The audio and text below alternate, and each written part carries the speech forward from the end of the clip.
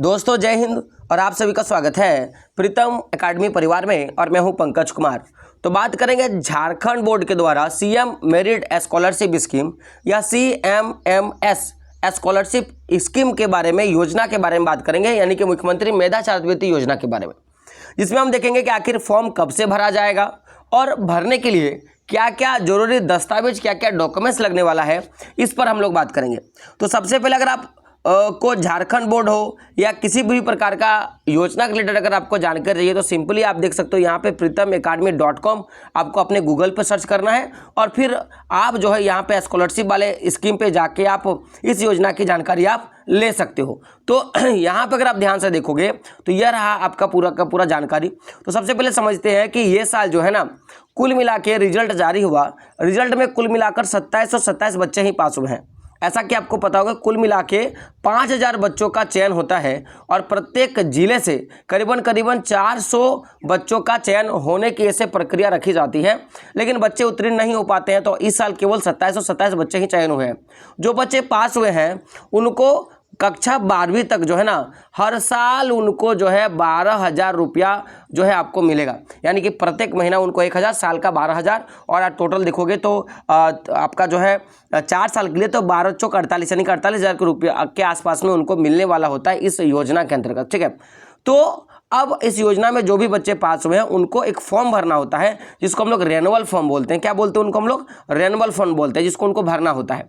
तो भरने के लिए जानकारी आया है, लेकिन उससे पहले आप अगर देखोगे तो अगर अभी तक अगर आपने अपना रिजल्ट नहीं चेक किया है तो ये जो देखते हो CMM रिजल्ट 2025, इस वाले क्लिक हेयर पे आप क्लिक करके अपना रिजल्ट आप देख सकते हो। ठीक है, कुछ सामान्य निर्देश के बारे में अगर आप देखोगे तो यहाँ पे पूरी की पूरी निर्देश है कि आखिर आप फॉर्म भरोगे तो क्या क्या चीज़ें की जानकारी रखनी चाहिए। तो समझते हैं पहली बात कि सबसे पहले कि अगर आप 8वीं में परीक्षा दिए हो और देने के बाद आपने CMMS का परीक्षा पास कर लिया है तो आपको क्या करना होगा, कक्षा 9वीं से 11वीं तक आयोजित होने वाली प्रत्येक वार्षिक परीक्षा में आपको 60% अंक प्राप्त करना होगा। अगर आप 60% अंक प्राप्त करते हो तब जाके आपको ये पैसे मिल सकते हैं।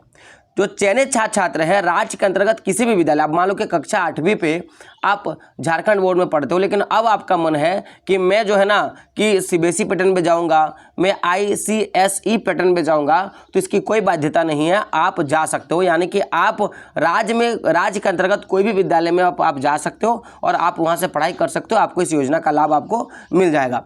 अब अगला प्रश्न है कि ऐसे भी कई सारे छात्र हैं जो कि किसी भी ऐसे छात्र हैं जो गैर आवासीय व्यवस्था या राज्य सरकार से संचालित आवासीय विद्यालय के अतिरिक्त के तहत अध्ययन करेंगे, उन्हें छात्रवृत्ति की राशि पूर्ण देय होगा। ऐसे भी छात्र होंगे जो कि आवासीय विद्यालय में पढ़ेंगे या गैर आवासीय विद्यालय में पढ़ेंगे, उनको भी पैसा मिलेगा।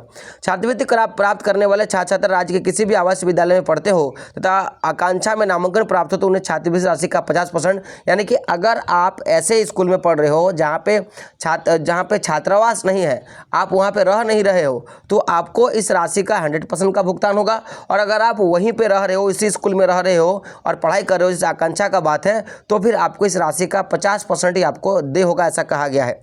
बात कर रहे एनुअल फॉर्म को लेकर तो देखिएगा, समझिएगा, एक नोटिस जारी किया गया था। उस नोटिस में क्या कहा है, अगर आप मैं नोटिस का मैं बात करूं तो नोटिस में कहा गया है कि CMS स्कॉलरशिप रेनुअल फॉर्म कब, तो समझते हैं कि झारखंड मुख्यमंत्री मेधा छात्रवृत्ति योजना में उत्तीर्ण होने वाले छात्रों को ध्यान में रखते हुए झारखंड अधिविद्य परिषद रांची की ओर से राज्य के सभी जिलों के शिक्षा पदाधिकारी को नोटिस जारी करते हुए परीक्षा में पास हुए सभी छात्रों की सूची मांगी है।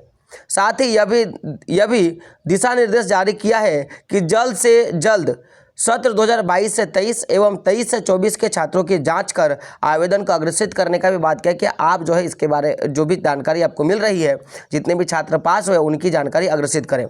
अब यहाँ पे आप देखोगे ये आपका पूरा का पूरा फॉर्म है, जिसमें आप देख सकते हो प्रेषक है ना, सचिव जो है झारखंड प्रेषक है झारखंड अधिविद्य परिषद रांची का। सेवा में क्या बोला है कि सभी जिला शिक्षा पदाधिकारी झारखंड रांची, ये आपका पूरा का पूरा आपका नोटिस है, आप इसको आराम से आप पढ़ सकते हो। बात करेंगे अगर कि भाई बात करेंगे हम लोग कि इस नोटिस में जो सबसे इम्पोर्टेंट वाला बात था वो क्या था कि सत्र 2022 से 23 एवं 23 से 24 में उत्तीर्ण छात्रों को उन्हें वर्ग 9वां एवं 10वां की छात्रवृत्ति राशि प्रदान की जाए। सबसे मेन पॉइंट था कि जो 9वां और 10वां में जो है उनको राशि दे दिया जाए। उन्हें दूसरी बार 10वां और गारवा की छात्रवृत्ति दिया जाना है। छात्रवृत्ति की राशि उन्हें लाभुकों की दी जाएगी जिन्हें पूर्व में छात्रवृत्ति प्राप्त हो चुका है। इसकी जांच कर आवेदन को भी अग्रसित करने का बात किया, यानी कि अगर आपको मान लो 9वां और 10वां में आपको पहले से छात्रवृत्ति मिल चुका है तो अब जो है आपको फिर छात्रवृत्ति मिलेगा, उसका भी जांच होगा। साथ साथ ये भी कहा है कि उन्हें अपना खाता संख्या बदलने की अनुमति नहीं होगी, यानी कि ऐसे छात्र छात्राएं जिनको पहले से पैसा मिल चुका है वो अपना जो है अकाउंट नहीं बदल सकते हैं। वैसे छात्र छात्रा जिन्हें पूर्व से छात्रवृत्ति प्रदान की गई हो वे इससे संबंधित बैंक विवरण साक्ष्य के रूप में संकलन करेंगे। और यह भी बात कहा है कि जैसे आपको पिछला जो पैसा मिला है उसकी भी प्रतिलिपि आपके पास होनी चाहिए। सर 2024-25 में उत्तीर्ण छात्र छात्रों को प्रथम छात्रवृत्ति की राशि दी जानी है। और यह भी कहा है कि जो 24-25 यानी कि ये साल जो बच्चे पास हुए हैं उनको भी जो है राशि दिया जाना है। बात करें इंपॉर्टेंट डॉक्यूमेंट्स को लेकर तो समझते हैं कि सबसे पहले कि आपने जब आवेदन किया था तो आवेदन करने के बाद आपको एक प्रवेश जो है ना, आवेदन करने के बाद आपको आवेदन का प्रवेश पत्र यानी कि जो भी आपको एडमिट कार्ड मिला है उसको आपको लेना है। जाति प्रमाण पत्र जो है ना, अगर आपका जब आप चयन हुए थे उस समय आपने किस कैटेगरी में भरा है उसके हिसाब से आपको देना है। आपका आधार प्रमाण पत्र यानी कि आधार का छाया पत्र देना है और बैंक पासबुक भी आपको क्या करना है, संलग्न करना है। तो ये सारे डॉक्यूमेंट्स आप बना लेना। अगर आपके पास जाति या आवासीय नहीं है तो उसको भी आपको क्या करना है, बना लेना है।